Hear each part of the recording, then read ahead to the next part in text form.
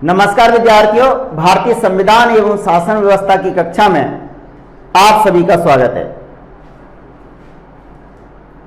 और कल हम इस कक्षा में देखे थे कि संपत्ति के अधिकार जो हमारा मौलिक अधिकार था, मौलिक अधिकारों को पढ़ने का प्रयास कर रहे थे मित्रों। और मौलिक अधिकार जो था उसमें संपत्ति का अधिकार था वो आर्टिकल 19(1)(f) में था, आर्टिकल 19(1)(f) और कहां था? आर्टिकल 19(1)(f) के साथ साथ आर्टिकल 31 में था।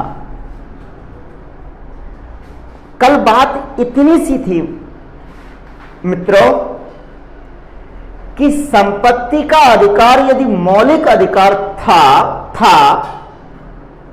तो लोकहित के लिए, सामुदायिक हितों की पूर्ति के लिए, भारत की आधारभूत संरचना के विकास के लिए हम किसी की संपत्ति का अधिग्रहण नहीं कर पा रहे थे, उसकी इच्छा के विरुद्ध, चाहे भले ही हम कितना भी पैसा उसे ऑफर करें, मुआवजा ऑफर करें। बात आसान नहीं थी मित्रों।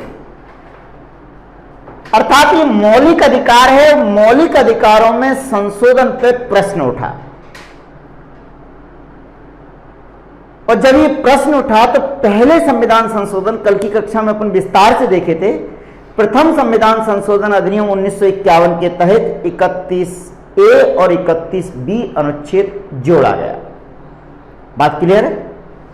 आर्टिकल 31A और 31B जोड़ा संविधान में। कैसे जोड़ा? प्रथम संविधान संशोधन से।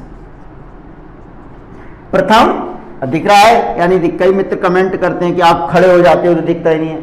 अब क्या करें, अब ट्रांसपेरेंट तो हो नहीं सकते ना, लॉकडाउन में वैसे ही मोटापा बढ़ रहा है। प्रथम संविधान संशोधन 1951, अब तो दिख रहा है ना बच्चों। 1951 के द्वारा हमने 31 से 31B अंतः स्थापित किया और 31A में कहा कि लोकहित के लिए, सामुदायिक हित के लिए हम संपत्ति का अर्जन कर सकते हैं, अधिग्रहण कर सकते हैं। और 31B में कहा कि कुछ कानून ऐसे हैं, कुछ मामले ऐसे हैं जिन्हें 9वीं अनुसूची में एस्टैब्लिश कर दिया जाए। काय में कर दिया जाए बेटा? 9th शेड्यूल में, 9वीं अनुसूची में। कल की क्लास का रिकैप है, रिकैप। और 31 क्या है मित्रों? लोकहित के लिए संपत्ति का अधिग्रहण। बहुत बढ़िया। संपत्ति का अर्जन सरकार कर सकती है। संपत्ति का क्या कर सकती है? बोलो। अर्जन कर सकती है, अधिग्रहण कर सकती है।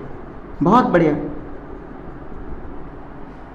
आर्टिकल 31 से 31B को जैसे ही अंतः स्थापित किया, सर्वोच्च न्यायालय में एकदम याचिका दायर की और कहा कि इस तरह से संशोधन करने की शक्ति संसद को नहीं है, क्योंकि मौलिक अधिकारों में किसी भी प्रकार का संशोधन नहीं किया जा सकता। तो लोगों ने पूछा कहां लिखा है? बोले आर्टिकल 13 का उल्लंघन है। यही बात थी।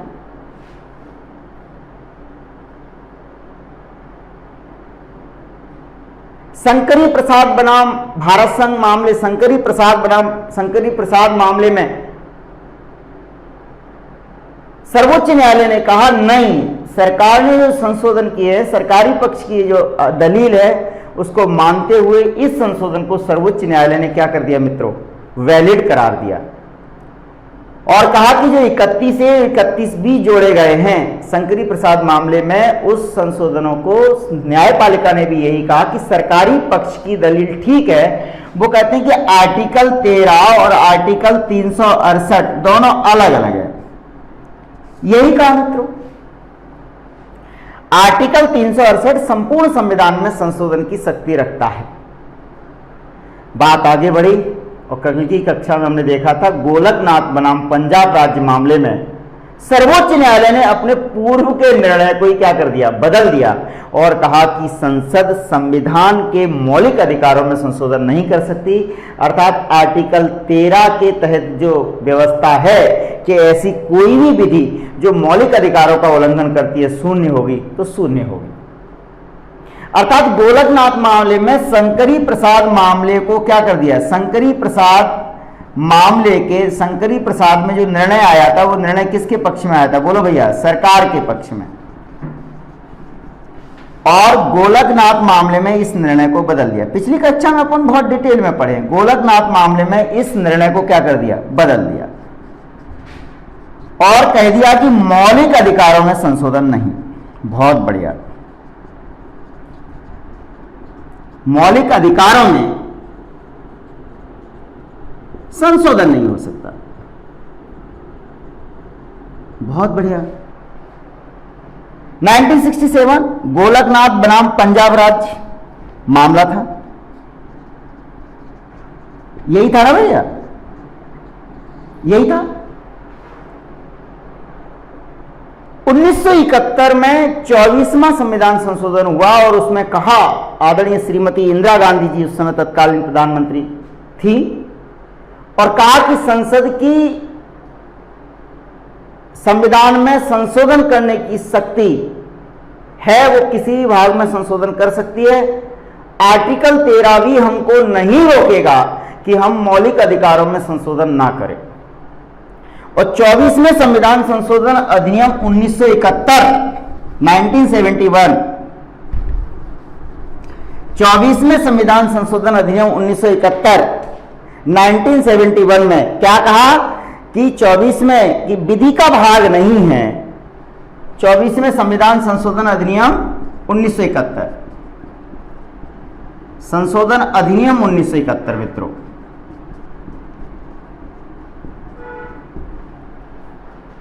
और इसमें कहा कि अनुच्छेद 13 के तहत विधि जो है वो सामान्य विधि है, वो सामान्य है, अतः मौलिक अधिकारों में संशोधन, मौलिक अधिकारों में संशोधन हो सकता है। कल की कक्षा में अपन डिटेल में पढ़े हैं, मौलिक अधिकारों में संशोधन क्या है बेटा, हो सकता है। साथ ही 25वां संविधान संशोधन अधिनियम 1971 के द्वारा अनुच्छेद 31C भी जोड़ दिया गया, और इसी सिद्धांत को अपन बोलते हैं संसदीय सर्वोच्चता का सिद्धांत। बोलो मित्रों, बोलो ना, बोल क्यों नहीं रहे हो? संसदीय सर्वोच्चता का सिद्धांत। संसद ने अपनी सर्वोच्च शक्ति का उपयोग करते हुए कहा कि हम संविधान के किसी भी भाग में संशोधन कर सकते हैं। सर्वोच्च न्यायालय ने कहा आर्टिकल 13 आपको रोक रहा है, तो उन्होंने कहा हम आर्टिकल 13 को ही बदल देते हैं, और कहा कि आर्टिकल 13 में जो विधि है वो सामान्य विधि है, अतः हम मौलिक अधिकारों में संशोधन कर सकते हैं। साथ ही 25वां संविधान संशोधन अधिनियम 25th कॉन्स्टिट्यूशनल अमेंडमेंट 1971 के द्वारा मित्रों एक अनुच्छेद 31C भी जोड़ दिया गया।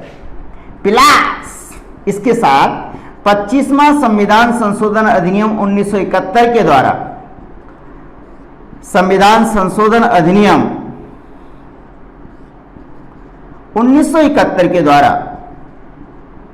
एक और अनुच्छेद जोड़ दिया गया, उस अनुच्छेद आर्टिकल 31C।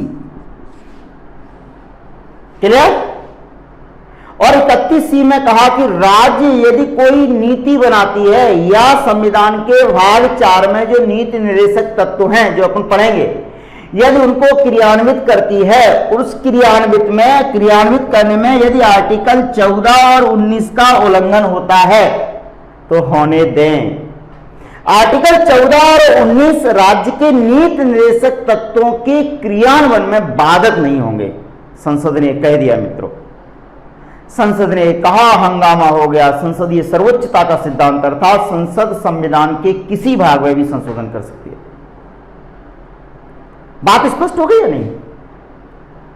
अब आपको क्या लगता है, सर्वोच्च न्यायालय को गुस्सा आ रहा होगा ना?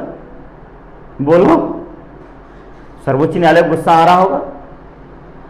सर्वोच्च न्यायालय को गुस्सा नहीं आता, कई लोगों को गुस्सा आया देश में कि न्यायपालिका ने कहा था गोलकनाथ मामले में कि मौलिक अधिकारों में संशोधन नहीं हो सकता, फिर भी संसद ने संशोधन कर दिया।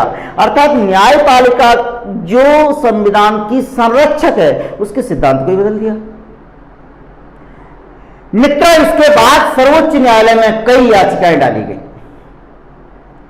और कहा गया कि संसद की इस तरह की निरंकुश शक्ति पर लगाम लगाइए न्यायपालिका, और न्यायपालिका न्यायपालिका और संसद में एक विवाद जैसी स्थिति निर्मित होने लगी।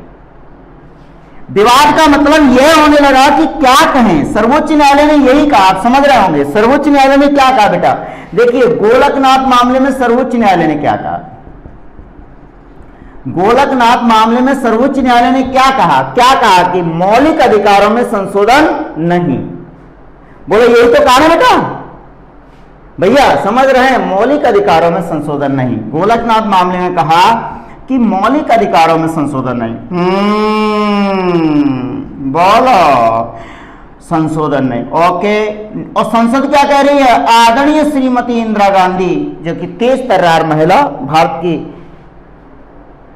सफल प्रधानमंत्री, उन्होंने कहा लो हम किए दे रहे हैं। बोले इनसे पूछा क्यों संशोधन नहीं, बोले आर्टिकल 13 आपकी राह में बाधक है। बोले आर्टिकल 13 को हम बदल दें, बोले बदल लो। बदल गया। अब मामला बड़ा गड़बड़ हो गया। इस निर्णय के विरुद्ध जो संसदीय सर्वोच्चता का सिद्धांत, इन दोनों ही संशोधनों को संसदीय सर्वोच्चता के सिद्धांत के तहत लिया जाता है। यहां संसद ने अपनी सर्वोच्चता दिखाने का प्रयास किया। मित्रों अपने देश में न संसद सर्वोच्च है न न्यायपालिका सर्वोच्च है, क्योंकि भारतीय संविधान की पहली लाइन में लिखा है प्रस्तावना में कि हम भारत के लोग। इस निर्णय के विरुद्ध कई याचिकाएं, इस कौन से निर्णय के विरुद्ध, इस संसदीय सर्वोच्चता के विरुद्ध, संसदीय सर्वोच्चता के विरुद्ध, संसदीय सर्वोच्चता के विरुद्ध याचिकाएं डाली गई। याचिकाएं डाली गई संविधान में।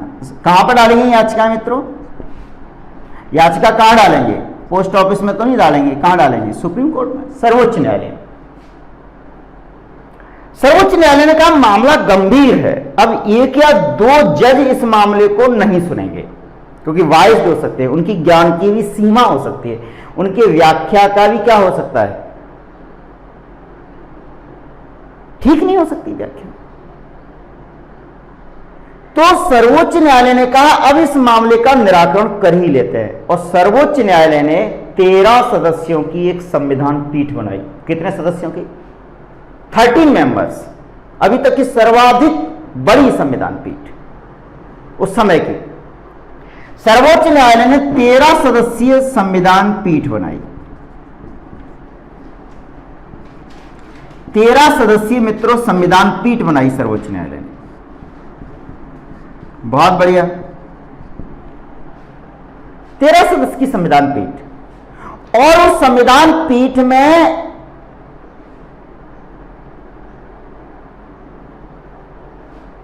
इस मामले पर विचार विमर्श होना था कि संसद ने जो संशोधन किए हैं क्या वो उचित हैं, और यदि ये उचित है तो कल को तो संसद मौलिक अधिकारों को संविधान से निकाल भी सकती है। बोलो ना, कल को संसद यह भी कह सकती है मित्रों कि राष्ट्रपति कौन होगा, भारत से निर्वाचित नहीं होगा, राष्ट्रपति किसी परिवार विशेष का ही वंशज होगा। संविधान में संशोधन करने की यदि संसद की शक्ति सीमित है तो। सर्वोच्च न्यायालय ने 13 सदस्यीय संविधान पीठ बनाई। अब इस सदस्यीय संविधान पीठ के निर्णय को बदलने के लिए अब इससे बड़ी पीठ होनी चाहिए। अगर ये निर्णय देती है और इसके निर्णय को, और बहुमत के आधार पर निर्णय लिए जाते हैं, यदि इसके निर्णय को बदलना है तो क्या सी पीठ होनी चाहिए, 15 की, 17 की, 19 की, ऑड नंबर्स में, ताकि मत विभाजन आसान हो। अब 8 सदस्यों की कर लीजिएगा, 16 सदस्यों की कर लीजिएगा तो 8-8 हो गए। अब क्या करें, टॉस करेंगे क्या? तो इसलिए विषम संख्या में जजों को निर्धारित किया जाएगा ताकि मत विभाजन की प्रक्रिया आसान हो मित्रों। 13 सदस्यीय संविधान पीठ बनाई, 13 सदस्यीय संविधान पीठ बनाई। और ये जो पीठ बनाई वो किस मामले में बनाई, बोले केशवानंद भारती मामले में। केशवानंद भारती याचिका डाली, उसमें से एक प्रमुख याचिका केशवानंद भारती मामला 1973, 1971 में संशोधन हुआ, 1973 में। बहुत बढ़िया, काम एकदम आसान था। बोलो ना, क्यों टेंशन में हो, पीठ बनी है ना, बनी है, समझ आ रहा है, क्लियर, स्पष्ट। सर्वोच्च न्यायालय ने कहा इस पीठ में बहुत इंटरेस्टिंग फैसला है, ध्यान से सुनिए। सर्वोच्च न्यायालय ने कहा माना कि जनता ने भारत के संविधान को बनाया है और जनता के प्रतिनिधि ही संसद में बैठे हैं, अर्थात अप्रत्यक्ष रूप से जनता ही संसद में बैठी, जनता ही संशोधन कर रही है। अब क्या करें? सर्वोच्च न्यायालय ने एक बहुत ही अद्भुत निर्णय दिया मित्रों। सर्वोच्च न्यायालय ने कहा केशवानंद भारती मामले में 1973 में कि संसद संविधान के किसी भी हिस्से में संशोधन कर सकती है। बहुत बढ़िया। किंतु संविधान के मौलिक ढांचे में परिवर्तन नहीं किया जा सकता। ये अद्भुत अवधारणा लेके आया सर्वोच्च न्यायालय। और इस मामले में क्या निर्णय सुनाया मित्रों? इस मामले में जो निर्णय सुनाया वो निर्णय क्या था? क्या था? क्या था? कुछ नहीं था। वो था कि संसद क्या कर सकती है? बोले संसद संविधान में संशोधन कर सकती है, संविधान के किसी भी भाग में संशोधन कर सकती है, चाहे वो मौलिक अधिकार हो या किसी भी भाग में संशोधन कर सकती है, संशोधन कर सकती है। सरकार एकदम खुश, वाह देखो हमने कहा था कि संविधान सर्वोच्च न्यायालय भी वही कहेगा जो हम चाह रहे हैं, कर सकती है।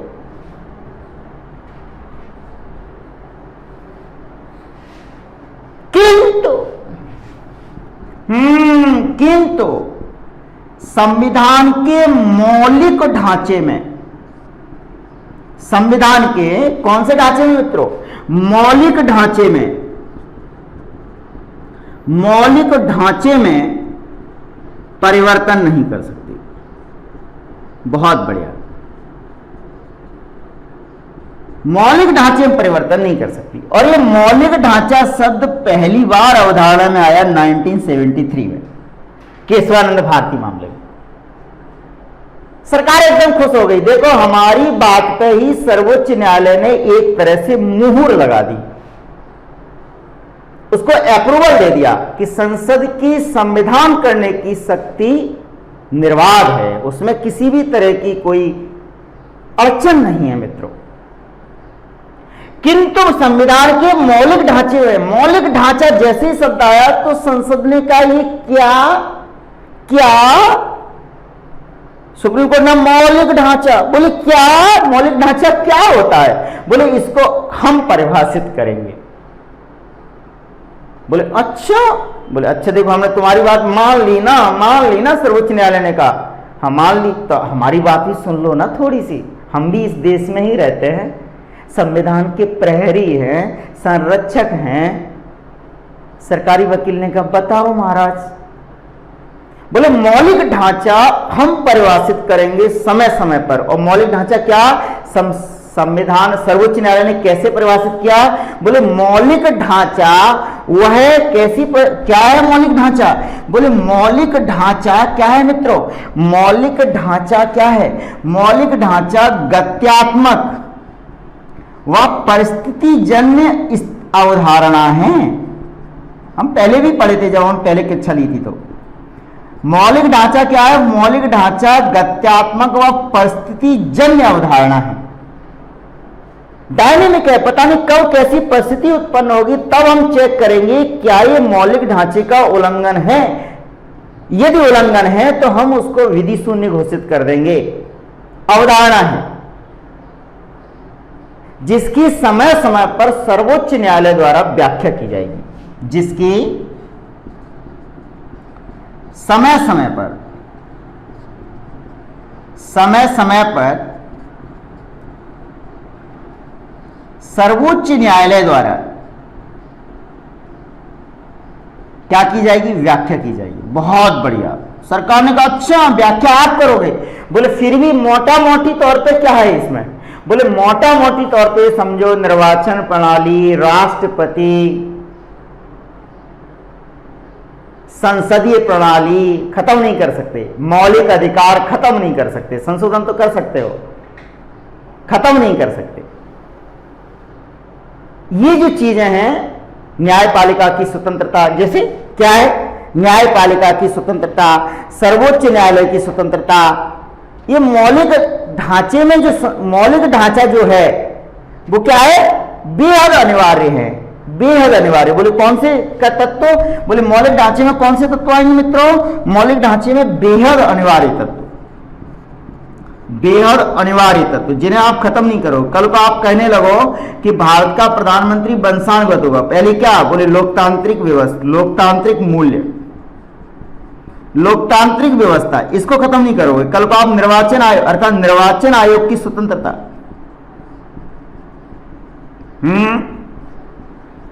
और क्या बोले, और क्या बोले, बोले न्यायपालिका की स्वतंत्रता, न्यायपालिका की स्वतंत्रता, फ्रीडम ऑफ जुडिशरी, मौलिक अधिकार, पंथनिरपेक्ष मौलिक अधिकार, मौलिक अधिकार इत्यादि।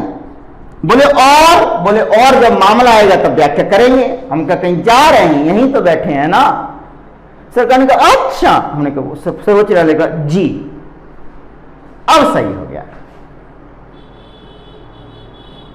मौलिक अधिकार की अभी न्यायपालिका की स्वतंत्रता के आधार पर ही अभी हाल ही में जब प्रधानमंत्री मोदी जी पहली बार बने पिछले टर्म में, नेशनल ज्यूडिशियल अपॉइंटमेंट कमीशन, राष्ट्रीय न्यायिक नियुक्ति आयोग, एनजेएसी, और एनजेएसी के तहत हमने आर्टिकल 124 में संशोधन किया था और देखा था कि न्यायपालिका की स्वतंत्रता बाधित हो रही है, इसको निरस्त कर दिया। इसको समझते हैं, राष्ट्रीय न्यायिक नियुक्ति आयोग, राष्ट्रीय न्यायिक नियुक्ति आयोग। मित्रों बात इतनी सी कि जजों की नियुक्ति अब कॉलेजियम के माध्यम से नहीं होगी, अपितु उसमें कार्यपालिका के लोग भी होंगे, एक समिति होगी जिसमें विधि मंत्री, प्रधानमंत्री भी शामिल होंगे। न्यायपालिका ने कहा, हे प्रधानमंत्री जी आप हमको बताइए, जो विधि मंत्री किसी जज की नियुक्ति कर रहा है, कल को वही जज उस विधि मंत्री के विरुद्ध फैसला क्या निष्पक्षता के साथ कर पाएगा? बोले नहीं कर पाएगा। नहीं कर पाएगा तो न्यायपालिका की स्वतंत्रता क्या है मित्रों, बाधित हो रही है। बोले संशोधन करने की हमारी शक्ति तो अपार है ना। बोले भैया हमने कहा था मौलिक ढांचे में परिवर्तन नहीं कर सकते, ये मौलिक ढांचे का उल्लंघन है मित्रों, इसलिए हम इसको समाप्त कर रहे हैं। समाप्त हो गया, सरकार रहेगी, भैया ठीक है, ओके, ताली बजा के आ गया। बात स्पष्ट हो रही है। और ये संविधान पीठ के द्वारा निर्णय दिया था केशवानंद भारती मामले में 1973 में, 1973 में 13 सदस्यीय संविधान पीठ, इससे बड़ी पीठ ही इस निर्णय को बदल सकती है,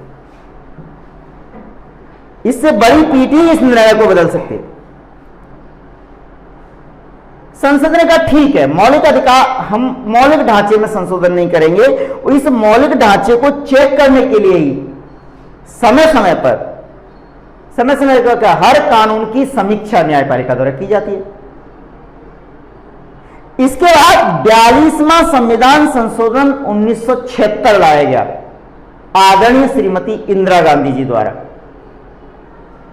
42वां संविधान संशोधन 1976 जब आया मित्रों, क्या था, और उसमें संशोधन आया, उसमें कहा गया कि संसद की संविधान संशोधन करने की शक्ति पर कोई प्रतिबंध नहीं है, हम न्यायपालिका की बात मान लेंगे कि मौलिक ढांचे में परिवर्तन नहीं करेंगे।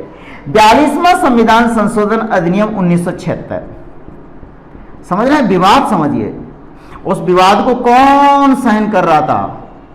जैसे रामायण देखिए हो ना, रामायण रामानंद सागर का, इधर से रावण का तीर साई, उधर से राम का तीर साई सटाक, दोनों विवाद खत्म हो जाते। ऐसे बार पे बार चल रहा था। न्यायपालिका और संसद, न्यायपालिका ने कहा मौलिक ढांचा, संसद ने कहा रुको, और 42वां संविधान संशोधन आया 1976 में, और इसमें क्या कह दिया कि संसद की संविधान संशोधन करने की शक्ति पर किसी भी तरह का प्रतिबंध नहीं है। बहुत बढ़िया। संविधान करने की शक्ति पर, संविधान संशोधन की शक्ति पर, संविधान संशोधन की शक्ति पर कोई प्रतिबंध नहीं है, कोई प्रतिबंध नहीं है। और इसी में लगे हाथ, फिर उसके बाद इंदिरा गांधी जी के बाद मोरारजी देसाई की सरकार आई और 44वें संविधान संशोधन अधिनियम 1978 से संपत्ति के अधिकार को 19(1)(f) और 31 से हटा के 78 में संपत्ति के अधिकार को, संपत्ति के अधिकार को 19(1)(f) एवं कौन सा आर्टिकल बेटा, 19(1)(f) एवं 31 से हटाकर 300(a) में क्या बना दिया इसको, 300(a) में बोले विधिक अधिकार बना दिया, विधिक अधिकार बना दिया। बहुत बढ़िया, बात क्लियर। और 1978 में इस तरह से संपत्ति का अधिकार आर्टिकल 31 निरसित हुआ और उसकी जगह वो विधिक अधिकार की श्रेणी में पहुंच गया।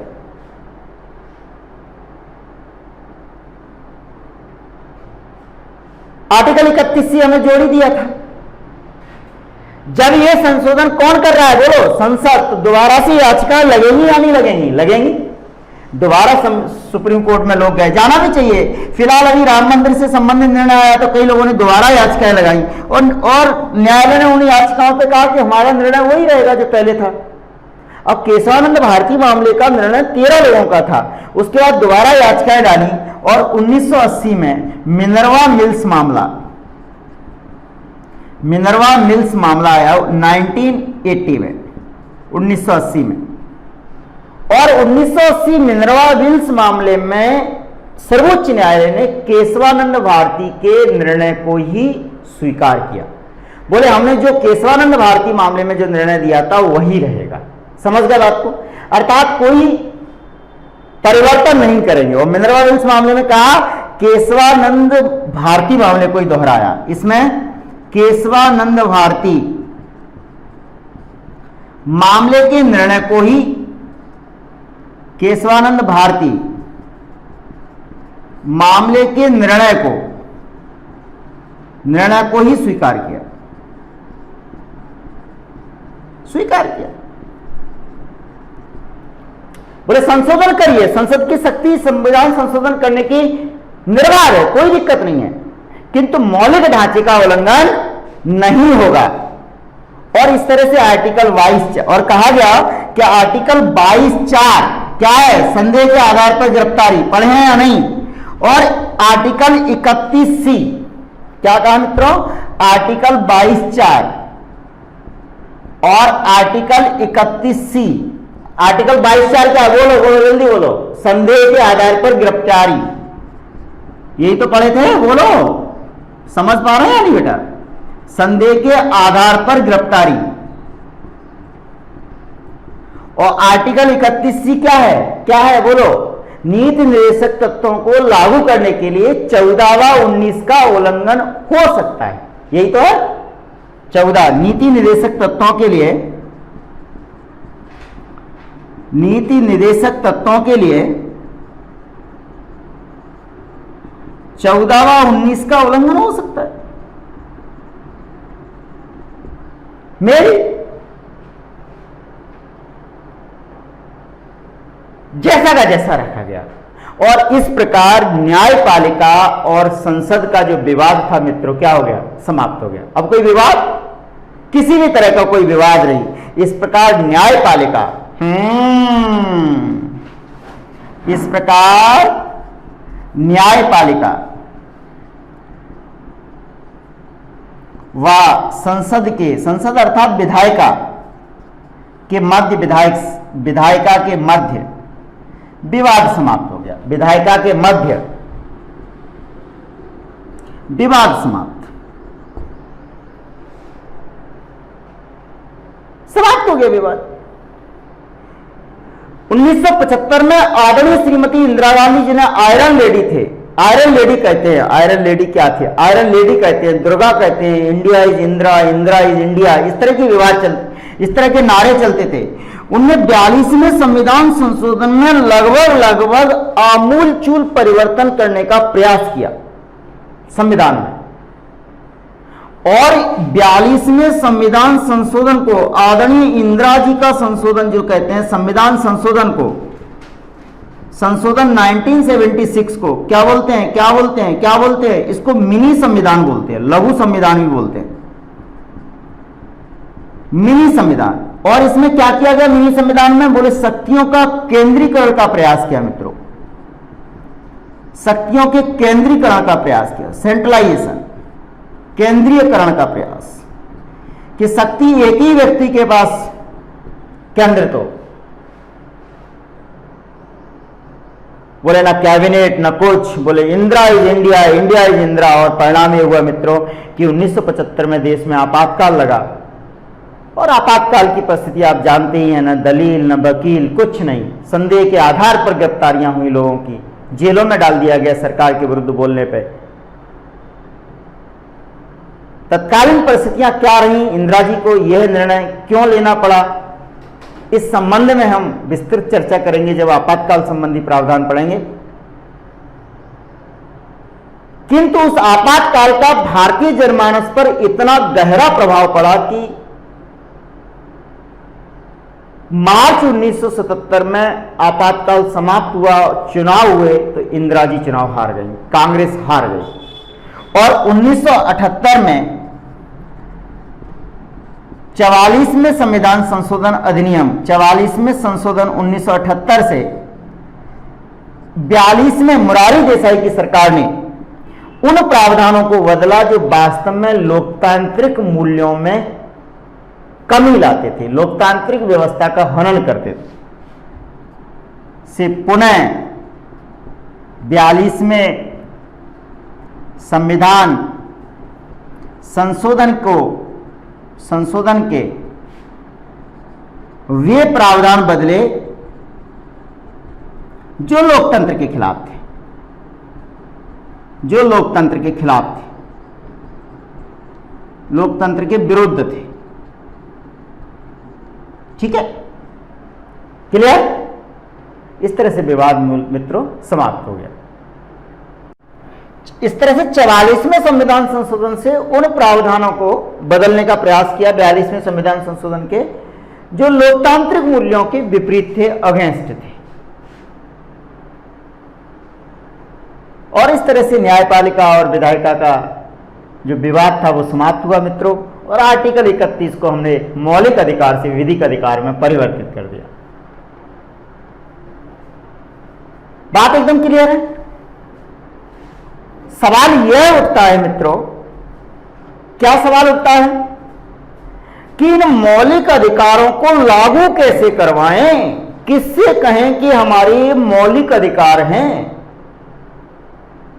और हमने किसी से कहा तो लागू कैसे करेगा, इसका तो कोई प्रोविजन दिख ही नहीं रहा है कि यदि सरकार ने हमारे मौलिक अधिकार नहीं माने तो हम कहां जाएं, किसके पास जाएं, किससे अपनी व्यथा कहें, है ना? लगान फिल्म का वही गाना याद आएगा ना, हो पालनहारे निर्गुण और न्यारे, तुमरे बिना हमरा कोई नहीं। अर्थात हम कहां जाएंगे मित्रों? सर्वोच्च न्यायालय के पास जाएंगे और सर्वोच्च न्यायालय से कहेंगे, हे महाराज, हे न्यायाधिपति, हमको हमारे मौलिक अधिकार नहीं मिल रहे हैं, इसके लिए कोई व्यवस्था करो। और इस बात को संविधान निर्माता भली भांति जानते थे, इसलिए उन्होंने कहा कि मौलिक अधिकारों को लागू करने की एक मैकेनिज्म होनी चाहिए, एक प्रक्रिया होनी चाहिए। उस प्रक्रिया के तहत संविधान में एक अनुच्छेद जोड़ा गया जो अत्यंत महत्वपूर्ण है। यदि उस अनुच्छेद को निकाल दिया जाए तो मुझे लगता है कि संविधान मृत शरीर जैसा हो जाएगा। उस अनुच्छेद को कहते हैं आर्टिकल 32। क्या कहते हैं? आर्टिकल 32। आदरणीय डॉक्टर भीमराव अंबेडकर साहब उस अनुच्छेद को बोलते थे संविधान की आत्मा। तो आर्टिकल 32 जो बहुत महत्वपूर्ण है, इन मौलिक अधिकारों को लागू करवाने की प्रक्रिया है, मैकेनिज्म है, किस तरह से लागू करवाया जाए इन मौलिक अधिकारों को। किस तरह से लागू करवाया जाए इन मौलिक अधिकारों को? आर्टिकल 32 अनुच्छेद 32 और इसका क्या है? संवैधानिक उपचारों का अधिकार। संवैधानिक उपचारों का अधिकार बेटा बहुत ही महत्वपूर्ण।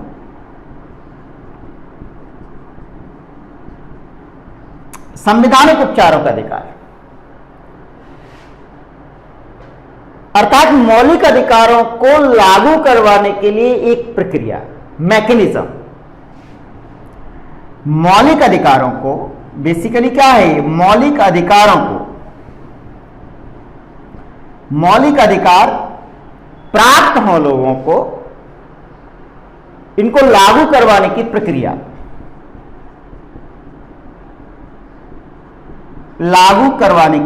मित्रों बहुत ही इंटरेस्टिंग प्रोसेस, या ये कहना चाहिए मैकेनिज्म।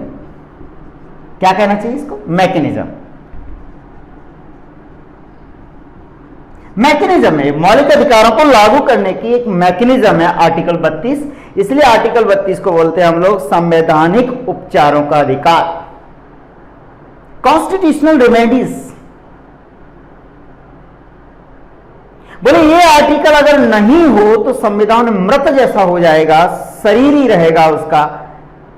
और मृत शरीर कब होता है? जब उसकी आत्मा को निकाल दिया जाए। इसलिए डॉक्टर अंबेडकर साहब ने, कई बार एमपीपीएससी भी पूछ लेते हैं, डॉक्टर भीमराव अंबेडकर साहब ने इसको कहा संविधान की आत्मा।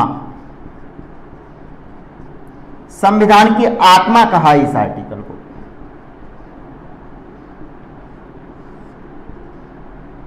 साल ऑफ द कॉन्स्टिट्यूशन। जैसे हमने आर्टिकल 21 को क्या कहा था? संविधान का शरीर कहा था या नहीं कहा था? लेकिन भीमराव अंबेडकर साहब ने कहा कि संविधान की आत्मा है आर्टिकल 32, अगर इसको निकाल दिया जाए तो पूरा संविधान अर्थहीन हो जाएगा, पूरा संविधान अर्थहीन हो जाएगा। बोले इस आर्टिकल में कर क्या सकते हैं? बोले यदि किसी मौलिक अधिकार का उल्लंघन होता है तो आप सीधे जा सकते हैं, बिना लोअर कोर्ट, बिना हाई कोर्ट, सीधे आप सर्वोच्च न्यायालय में जा सकते हो। कह सकते हैं हे सर्वोच्च न्यायालय, हमारे मौलिक अधिकारों का उल्लंघन हुआ है। तो यार इस आर्टिकल 32 के तहत क्या कर सकते हैं मित्रों कि मौलिक अधिकारों के उल्लंघन के मामले में, मौलिक अधिकारों के उल्लंघन के मामले में कहां जा सकते हैं? आर्टिकल 32 के तहत सीधे सर्वोच्च न्यायालय। मामले में सीधे सर्वोच्च न्यायालय जा सकते हैं, सर्वोच्च न्यायालय जा सकते हैं मित्रों, सीधे सर्वोच्च न्यायालय में जा सकते हैं। बहुत बढ़िया। और कह सकते हैं सर्वोच्च न्यायालय कहेगा, नीचे कोर्ट में गए, बोले मौलिक अधिकार का मामला है, सर्वोच्च न्यायालय कहेगा गेट खोलो, गेट खोलो, आओ आओ आओ, तुम्हारी बात सुनते हैं। अर्थात नागरिकों को और व्यक्तियों को यह अधिकार है कि वो सीधे सीधे आर्टिकल 32 के तहत कहां चले जाए? सर्वोच्च न्यायालय में। और व्यवस्था क्या है? बोले आर्टिकल 226 के तहत ये उच्च न्यायालय में भी जा सकते हैं। आर्टिकल 32 के तहत कहां बेटा? सर्वोच्च न्यायालय। किस आर्टिकल के तहत? 32 के तहत। आर्टिकल 226 के तहत, 226 के तहत कहां जा सकते हैं? बोले उच्च न्यायालय में। उच्च न्यायालय में जा सकते हैं। बोले कहां? बोले हाई कोर्ट में। हाई कोर्ट में भी जा सकते हैं आर्टिकल 226 के तहत।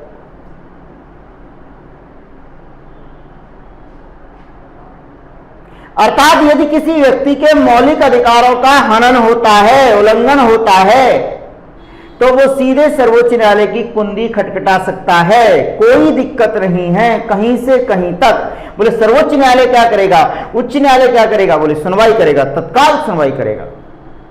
और सुनवाई करने की क्या करेगा? बोले कुछ आदेश देगा जिसने उसके मौलिक अधिकारों का उल्लंघन किया है। बोले हाँ। बोले क्या करेगा? बोले रिट निकालेगा न्यायिक क्षेत्राधिकार के तहत। दोनों में अंतर है मित्रों। कई बार ये सवाल मुख्य परीक्षा में यही आ जाता है कि आर्टिकल 226 और आर्टिकल 32 में मूलतः अंतर क्या है। आपको लगता है कि सुप्रीम कोर्ट की शक्तियां ज्यादा होती हैं हाई कोर्ट की अपेक्षा? निसंदेह ज्यादा होती हैं, किंतु इस आर्टिकल में विरोध है, थोड़ा सा विरोध है, थोड़ा एक सीमित अर्थ में विरोध है कि कुछ अर्थों में यहां पे उच्च न्यायालय की शक्तियां ज्यादा हैं सर्वोच्च न्यायालय की तुलना में। क्या है देखते हैं, तुलना देखते हैं, आर्टिकल 32 और आर्टिकल 226 की तुलना, और तब देखेंगे कि उच्च न्यायालय और सर्वोच्च न्यायालय की किस अर्थ में हम कहते हैं कि हाई कोर्ट की शक्तियां सर्वोच्च न्यायालय से ज्यादा हैं। किस सेंस में? बोले रिट निकालने के सेंस में, रिट निकालने के अर्थ में। कैसे हैं देखते हैं बेटा, आर्टिकल 226 देखते हैं मित्रों। 226 क्या है? 226 आर्टिकल 32 32 है और आर्टिकल 226 इस आर्टिकल के तहत सीधे सर्वोच्च न्यायालय में जाते हैं। बहुत बढ़िया।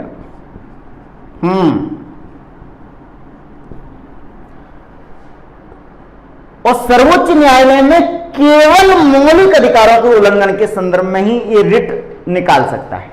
सर्वोच्च न्यायालय केवल मौलिक अधिकारों के संदर्भ में, केवल मौलिक अधिकारों के उल्लंघन के मामले में, मौलिक अधिकारों के उल्लंघन के मामले में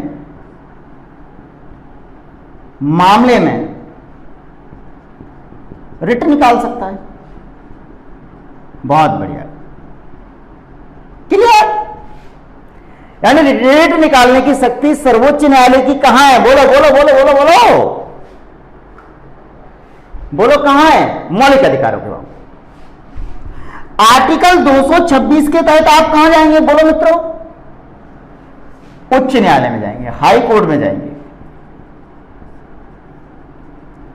उच्च न्यायालय में आप, उच्च न्यायालय भी रिट निकालेगा, सुनवाई करेगा, लेकिन उच्च न्यायालय मौलिक अधिकारों के साथ साथ अन्य विषयों पर भी सुनवाई कर सकता है और रिट निकाल सकता है। उच्च न्यायालय मौलिक अधिकारों के उल्लंघन के अलावा, मौलिक अधिकारों के उल्लंघन के साथ साथ, बहुत बढ़िया, क्लियर दिख रहा है ना बेटा, उल्लंघन के साथ साथ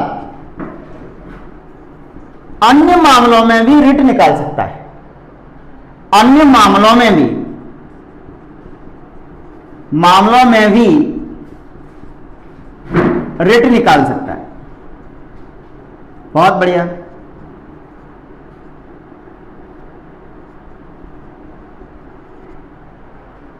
बोले कौन कौन से मामले हो सकते हैं? बोले आर्टिकल 265 कर संबंधी मामले। कौन कौन से मामले हो सकते हैं? यहां पे देखो, बोले आर्टिकल 265 कर से संबंधित मामले हैं, कर टैक्स से रिलेटेड। आर्टिकल 300A संपत्ति का मामला, आर्टिकल 301 व्यापार वाला मामला, ये संपत्ति का है, आप ये देखा था आपने। आर्टिकल 326 326 बोले मताधिकार का मामला है, वोटिंग राइट्स वाला मामला। इन संबंध में और एक्सेट्रा, इन संबंध में भी उच्च न्यायालय रिट निकाल सकता है। समझ गए? यानी सर्वोच्च न्यायालय रिट केवल कहां निकालेगा बेटा? मौलिक अधिकारों के उल्लंघन पर ही।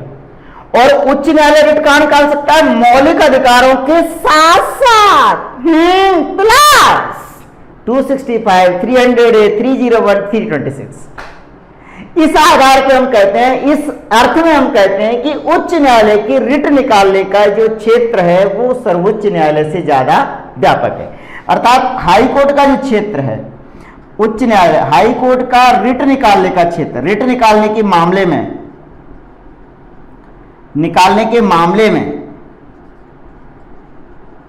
मामले में शक्ति एससी से ज्यादा है, सर्वोच्च न्यायालय से ज्यादा है, क्योंकि मौलिक अधिकारों के साथ साथ अन्य मामलों में भी रिट निकाल सकता है, सर्वोच्च न्यायालय से ज्यादा है। बोले बाकी चीजें तो फिर वैसी है, बाकी तो फिर सर्वोच्च न्यायालय ही है। बताओ क्या सर्वोच्च न्यायालय के निर्णय को बदला जा सकता है? बताओ सर्वोच्च न्यायालय के निर्णय को सर्वोच्च न्यायालय बदल सकता है। तो सर्वोच्च न्यायालय में अन्य मामले में क्या है, बोले सर्वोच्च न्यायालय के निर्णय को नकारा नहीं जा सकता। इस मामले में यहां पे देखो, सुप्रीम कोर्ट के निर्णय को नकारा नहीं जा सकता, नकारा नहीं जा सकता।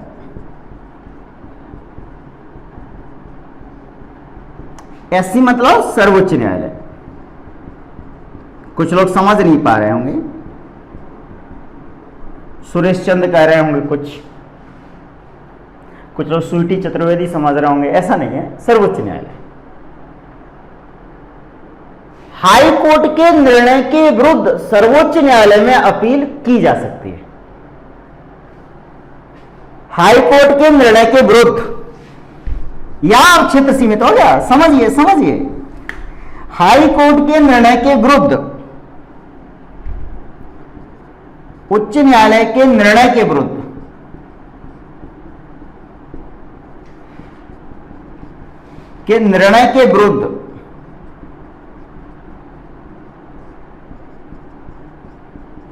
अपील की जा सकती है। अपील कहां करेंगे मित्रों, कहां करेंगे अपील, बोलो ना, कहां बोले एससी में, सर्वोच्च न्यायालय में।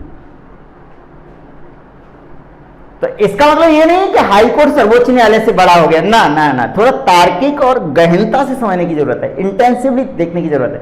केवल रिट निकालने के मामले में लाला क्या है, क्या है, हाई कोर्ट की शक्तियां थोड़ी व्यापक है।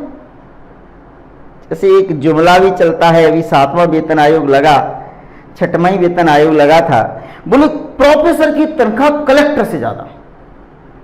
कुछ नहीं था, कलेक्टर का जो एजीपी था वो 5400 था और प्रोफेसर का एजीपी 6000 रुपए था। 600 रुपए के डिफरेंस पे असिस्टेंट प्रोफेसर को ये मान लिया गया कि उसकी तनख्वाह कलेक्टर से ज्यादा। और कलेक्टर को क्या क्या मिलता है, ये प्रोफेसर को मिलता है क्या? प्रोफेसर टेम्पो में चलते हैं, कलेक्टर साहब पता नहीं, आप ही समझो, जो जहां चाहे वहां चले। इस आधार पर यह कहना कि प्रोफेसर के अधिकार कलेक्टर से ज्यादा, ना ना ना, दोनों के अधिकार क्षेत्र अलग अलग है। सर्वोच्च न्यायालय केवल मौलिक अधिकारों के संबंध में ही सुनवाई करता है, स्पेशलाइज्ड है, वो मौलिक अधिकारों के साथ साथ अन्य मामलों में रिट जारी कर सकता है। इसलिए कहते हैं कि इसके रिट जारी करने की जो क्षेत्र है वो व्यापक है। अब बताइए, सर्वोच्च न्यायालय किस मामले में सुनवाई करेगा? बोले सरकार के विरुद्ध भी सुनवाई करेगा और व्यक्ति के विरुद्ध भी। सरकार के विरुद्ध भी सुनवाई करेगा और व्यक्ति के विरुद्ध भी, व्यक्ति के विरुद्ध भी सुनवाई करेगा। अगर किसी ने मौलिक अधिकारों का उल्लंघन किया है वही सुनवाई करेगा। और उच्च न्यायालय कहां कहां सुनवाई करेगा? हाईकोर्ट कहां करेगा? बोले राज्य क्षेत्र में। राज्य क्षेत्र में संबंधित, केवल उसी राज्य क्षेत्र में, राज्य क्षेत्र में संबंधित व्यक्ति, उसी राज्य क्षेत्र का, समझ रहे ना बात को? उसी राज्य क्षेत्र का संबंधित व्यक्ति, जैसे मध्य प्रदेश उच्च न्यायालय मध्य प्रदेश की जो ज्यूरिसडिक्शन है, जो न्यायिक क्षेत्र है, उसी में सुनवाई कर सकता है। और ये सर्वोच्च न्यायालय पूरे भारत में व्यक्ति के विरुद्ध या दो या दो से अधिक सरकारों के मध्य भी विवाद है वो भी सुलझाएगा। इसके क्षेत्र अधिकार को नकारा नहीं जा सकता और इसके क्षेत्र अधिकार के विरुद्ध, इसके निर्णय के विरुद्ध अपन क्या कर सकते हैं बेटा?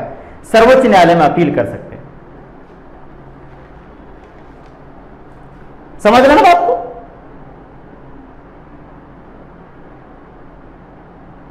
बात क्लियर है? अब बोले सर्वोच्च न्यायालय और जो उच्च न्यायालय है, जो याचिका की सुनवाई करते हैं किसी मौलिक अधिकारों के उल्लंघन के मामले में, तो क्या क्या रिट निकाल सकते हैं? तो मित्रों 5 प्रकार की रिट जारी की जा सकती है, उनको समझने की कोशिश करेंगे। बहुत महत्वपूर्ण है, मुख्य परीक्षा में भी पूछी जाती है और प्रीलिम्स में, यूपीएससी में उसका अर्थ पूछा जाता है कि इस रिट का क्या अर्थ है। तो 5 प्रकार की रिट है, उनको लिखने की कोशिश करते हैं, समझने की कोशिश करते हैं। रिट जो आर्टिकल 32 के तहत तो आर्टिकल 226 हो। फिर देखेंगे कि सर्वोच्च न्यायालय उच्च न्यायालय किस तरह से यह सुनिश्चित करेंगे कि मौलिक अधिकारों का उल्लंघन ना हो, किस प्रकार यह सुनिश्चित करेंगे मित्रों कि मौलिक अधिकारों का उल्लंघन ना हो? Writ, writ, writ, WRIT, writ. पहली तरह की रिट जो निकल सकती है उस रिट को बोलते हैं बेटा वंदी प्रत्यक्षीकरण।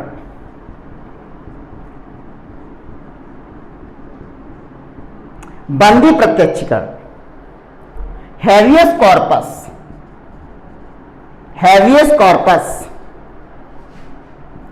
हैवियस कॉर्पस, वंदी प्रत्यक्षीकरण, ये याचिका निकालते हैं सर्वोच्च न्यायालय। दूसरी तरह की जो रिट है परमादेश, इनको अर्थ भी समझेंगे अभी। परमादेश, मैंडामस जिसे बोलेंगे अंग्रेजी में, मैंडामस। तीसरी तरह की जो रिट है उसे बोलते हैं अधिकार प्रच्छा। कौन सा बेटा? अधिकार प्रच्छा, क्यो वारंटो, क्यो वारंटो। तीन रिट, बंदी प्रत्यक्षीकरण, परमादेश, अधिकार प्रच्छा।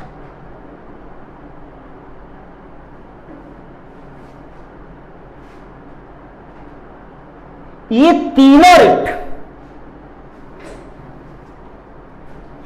न्यायपालिका के द्वारा कार्यपालिका व विधायिका को जारी की जाती है। ये तीनों रिट 1 + 2 + 3, 1 + 2 + 3, 1 2 3, तीनों रिट बंदी प्रत्यक्षीकरण, परमादेश, अधिकार प्रच्छा, ये किस किस के लिए जारी की जाती है बेटा? ध्यान रखो, न्यायपालिका के द्वारा कार्यपालिका व विधायिका के विरुद्ध। ध्यान रखो, न्यायपालिका के द्वारा, बहुत महत्वपूर्ण बात है, ये पूछी जाती है। न्यायपालिका द्वारा कार्यपालिका व विधायिका के विरुद्ध,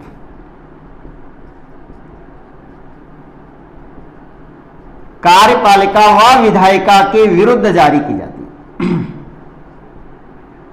वह विधायिका के विरुद्ध जारी की जाती है मित्रों। बहुत बढ़िया बात समझ गए है?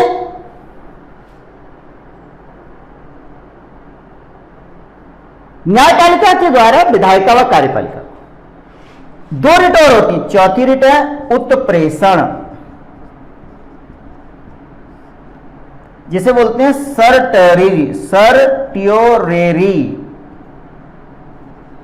रेरी, सर्टियोरेरी, सर्टियोरेरी, उत्प्रेषण। और पांचवी रिट है मित्रों प्रतिषेध, और इसको बोलते हैं प्रोहिबिशन, प्रोहिबिशन, प्रतिषेध। चौथी ऐसे बंद गोल घेरे, बड़ा इंटरेस्टिंग है और टेंशन नहीं लेना, करना क्या है, कुछ नहीं, हलवा है एकदम। ये सारी रिट क्या है? हलवा। ये चौथी और पांचवी रिट कहां जारी होती है? न्यायपालिका से न्यायपालिका के लिए जारी होते हैं। ध्यान रखो, चौथी और पांचवी जो रिट होती है, यहां लिखेंगे, ये कहां जारी होंगी बेटा? न्यायपालिका से, न्यायपालिका से न्यायपालिका के लिए जारी होती है।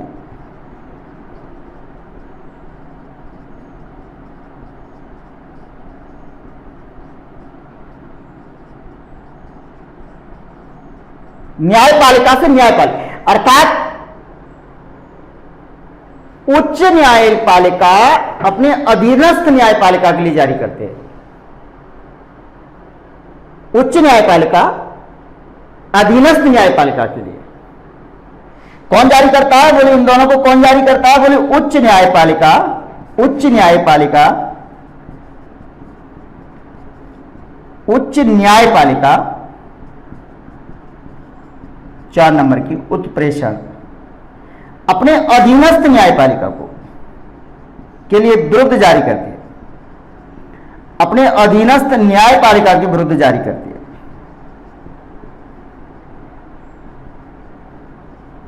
विरुद्ध जारी करती है मित्रों, मौलिक अधिकारों को उल्लंघन के मामले में। यह राष्ट्रीय महत्व का कोई विषय है। देयर इज ए टॉपिक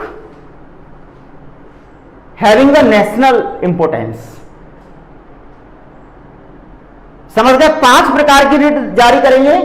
वंदी प्रत्यक्षीकरण, परमादेश, अधिकार पेक्षा, ये तीनों रिट 1, 2, 3 न्यायपालिका किसके विरुद्ध जारी करेगी? ध्यान रखो, कार्यपालिका और विधायिका के विरुद्ध। सवाल ये आएगा प्रीलिम्स में कि कौन सी रिट किसके विरुद्ध जारी होती है। फिर उस समय अपन देखते हैं पंखा चल रहा है, पंखड़ियां गिन नहीं पा रहे, ये कि ये, और कंफ्यूजन, सवाल गलत होता है। और सवाल गलत होने का अर्थ यह है यूपीएससी में कि मेंस नहीं दे पाएंगे आप, अगली बार फिर प्रारंभिक परीक्षा की तैयारी करेंगे। और अगली बार किसने देखा है, कोरोना वायरस आ गया तब परीक्षा हो पाएगी क्या? 4 अक्टूबर डेट घोषित किए। और ये दोनों रिट किसके द्वारा? उच्च न्यायपालिका, मतलब जिला न्यायालय अपने अधीनस्थ न्यायालय को, उच्च न्यायालय जिला न्यायालय को, सर्वोच्च न्यायालय उच्च न्यायालय। अब हम इनके अर्थ पढ़ने की कोशिश करेंगे कि वंदी प्रत्यक्षीकरण होता क्या है, परमादेश होता क्या है, अधिकार पेक्षा होती क्या है, इनके अर्थ देखने की कोशिश करेंगे। समझ पा रहे हैं? बंदी प्रत्यक्षीकरण, परमादेश, अधिकार पेक्षा, उत्प्रेषण और प्रतिषेध, इनके अर्थ। तो ये 5 बंदी प्रत्यक्षीकरण, परमादेश, अधिकार पेक्षा, उत्प्रेषण और प्रतिषेध, इन रिट के बारे में हम विस्तार से अगली कक्षा में अध्ययन करेंगे। मित्रों अगली कक्षा जरूर लीजिएगा, इंतजार करिएगा कि सर आएंगे। सौंदर्य वाले ही उतना नहीं है किंतु ज्ञान की बात तो करेंगे ना। अब सौंदर्य नहीं है तो मैं क्या कर दूं, ये तो मैन्युफैक्चरिंग डिफेक्ट है ना मित्रों। जैसा हूं वैसा आपके सामने हूं, पूर्ण समर्पण के साथ, पूर्ण लगन के साथ, और आपकी सफलता में सहभागी करने का एक सफल प्रयास करने की कोशिश कर रहा हूं। इन रिट को विस्तार से पढ़ेंगे मित्रों, और यह भी देखने की कोशिश करेंगे, क्या देखने की कोशिश करेंगे मित्रों कि आर्टिकल 33 क्या है, 34 क्या है और 35 क्या है। और यदि समय बचा अगली कक्षा में तो हम राज्य के नीति निषेधक तत्वों को भी पढ़ने का प्रयास करेंगे। आपके सुझाव और प्रश्नों का सदैव स्वागत है। एक प्रश्न मैं जाते जाते आपको छोड़ के जा रहा हूं, जो आप लिखिएगा कि सर्वोच्च न्यायालय मौलिक अधिकारों का संरक्षक है, व्याख्या करें। प्रश्न लिखते हैं, इसका उत्तर लिखेंगे आप लोग। सर्वोच्च, हालांकि इसका उत्तर तभी लिख पाएंगे जब रिट समझ लेंगे, लेकिन रिट तो समझ ही गए। सर्वोच्च न्यायालय मौलिक अधिकारों का प्रहरी है, मौलिक अधिकारों का क्या है? संरक्षक है, संरक्षक है या प्रहरी है, लिख रहा है या नहीं, व्याख्या करें।